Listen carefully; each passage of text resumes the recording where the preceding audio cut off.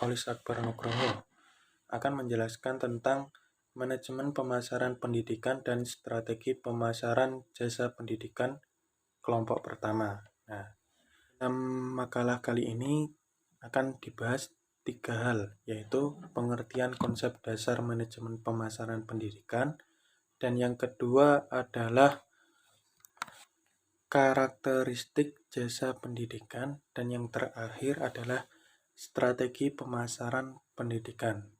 Nah, masuk pada pembahasan yang pertama, yaitu pengertian konsep dasar manajemen pemasaran pendidikan. Nah, pengertian dari manajemen pemasaran pendidikan adalah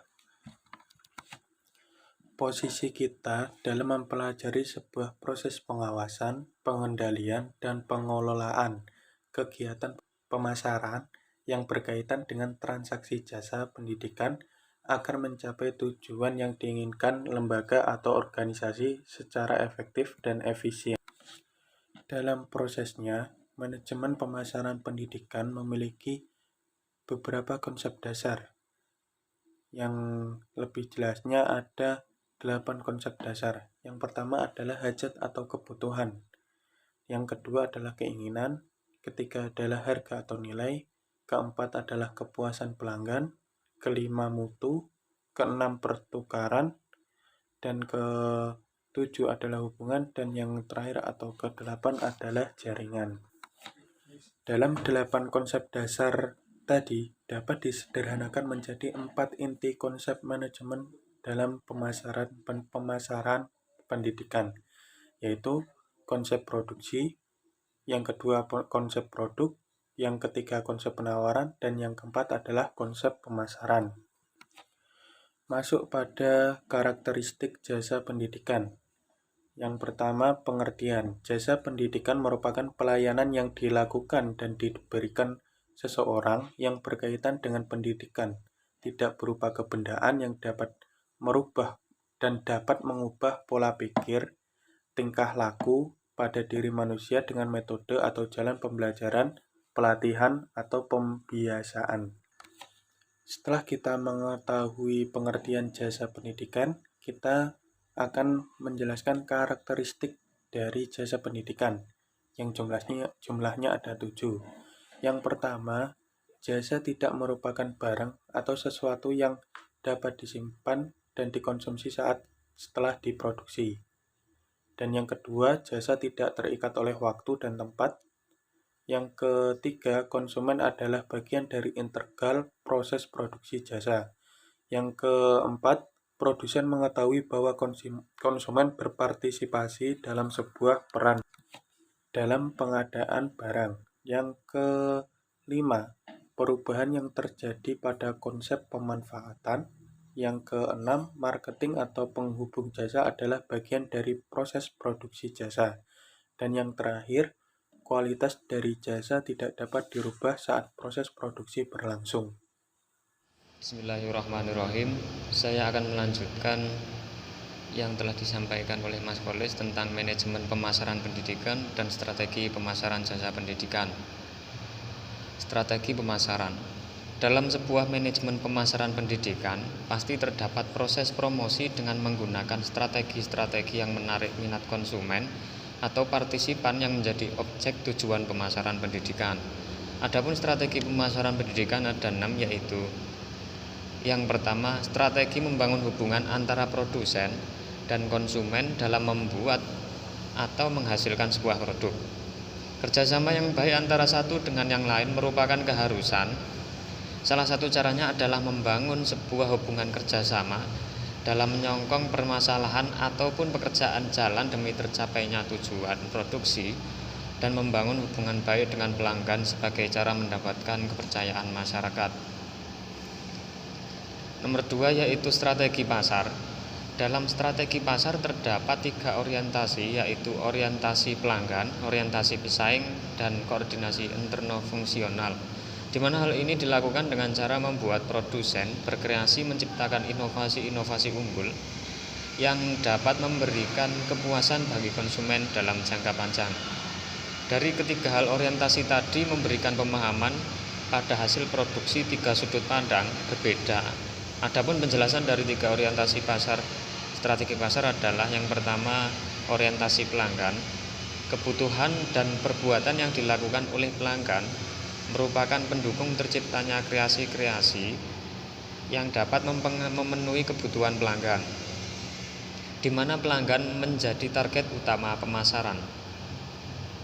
Yang B yaitu orientasi pesaing. Dalam hal ini pesaing memiliki andil dalam terciptanya produk baru karena terjadinya persaingan untuk menarik minat pelanggan.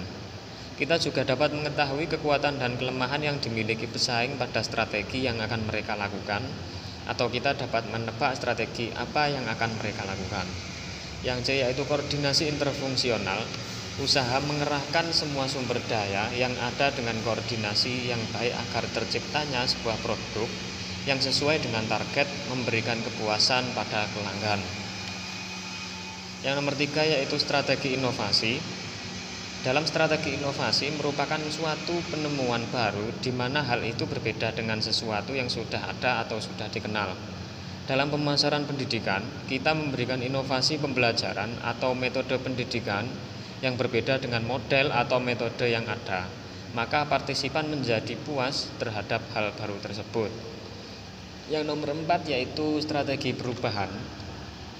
Dalam manajemen pemasaran pendidikan terdapat strategi perubahan, di mana hal ini merupakan strategi yang mengarahkan pada 2 arah mindset atau pemikiran, yaitu yang pertama reformatif, bentuk perubahan pada tahap inisiatif di mana seseorang melakukan pekerjaan tanpa adanya perintah dan tertanam sebagai salah satu bentuk kepekaan dan dia tetap melakukan kinerja yang baik.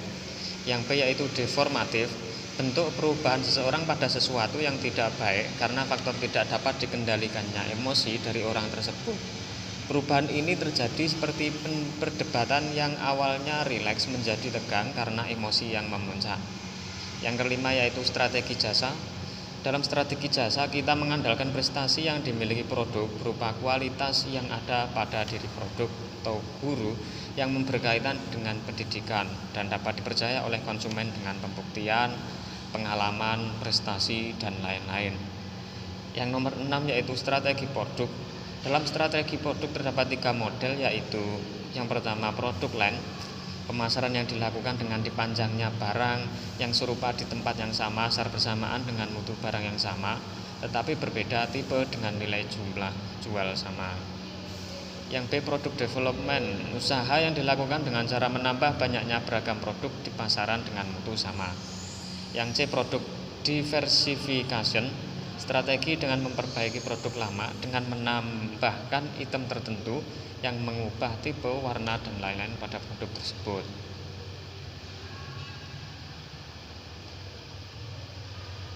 Terus masuk kepada kesimpulan. Yang pertama yaitu manajemen pemasaran pendidikan merupakan suatu bentuk usaha yang dilakukan seorang untuk memenuhi kebutuhan masyarakat berkaitan dengan pengelolaan pengaturan pendidikan dengan metode fasilitas kurikulum dan lain-lain menjadi produk dalam manajemen pemasaran pendidikan.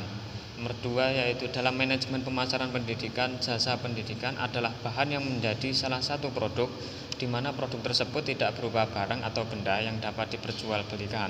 Maka jasa pendidikan adalah ketulusan dari produsen yang mengawal dan mengelola proses pendidikan yang berlangsung. Terus kesimpulan yang ketiga, dalam strategi pemasaran terdapat 6 bentuk strategi, yaitu strategi membangun hubungan antara produsen dan konsumen, nomor 2 strategi pasar, nomor 3 strategi inovasi, nomor 4 strategi perubahan, strategi jasa, dan strategi produk. Demikian yang dapat kita sampaikan, mudah-mudahan bermanfaat bagi kita semua. Amin. Apabila ada kurangnya itu dari kami sendiri, dan apabila itu ada lebihnya itu murni dari Allah Subhanahu wa taala. Akhiran, wassalamualaikum warahmatullahi wabarakatuh.